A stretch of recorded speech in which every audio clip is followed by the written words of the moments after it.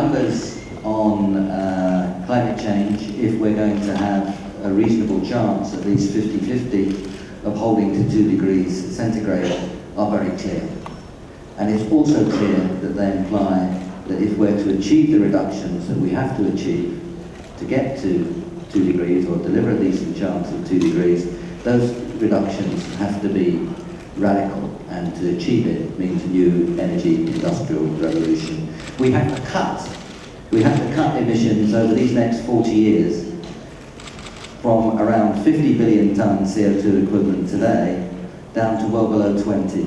We have to divide absolute numbers by 2.5. We hope that in the fight against poverty, we're going to see strong growth in the developing world, growth and development, for the 6 billion out of the 7 billion people who live in the developing world. If the world economy grows reasonably modestly by a factor of 3 in the next 40 years, it means cutting emissions per unit of output by 3 times 2.5. Now, I know you're a journalist, but you can do arithmetic. That's 7 or 8. Divide the emissions per unit of output by 7 or 8. That's a new energy industrial revolution by anybody's standards. Now, the good news is that it's beginning.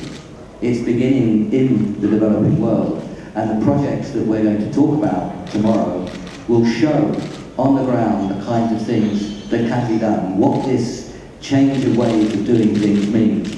And we'll see through those examples, it's all about development. It's about rising living standards, it's about saving energy, it's about saving water, it's about empowerment of disadvantaged groups, particularly women. It's about mitigation as well as adaptation. This is a good, strong development story. There is no horse race between climate responsibility and development. If we fail on one, we fail on the other. The fight against poverty and the fight to manage climate change are inextricably intertwined, and that's what these projects will show. So that new energy industrial revolution is beginning, but it's only beginning. And the challenge, and that's what we'll be talking about tomorrow, as well as setting out the development story through these projects, the challenge is to take it to scale. The challenge is to move rapidly from these as examples to these as the norm. And that we believe we can do as a world. It means communities acting. It means private sector, whether it be the smallest family farm or the larger firm. It means the private sector having the competence and the finance to make the investments.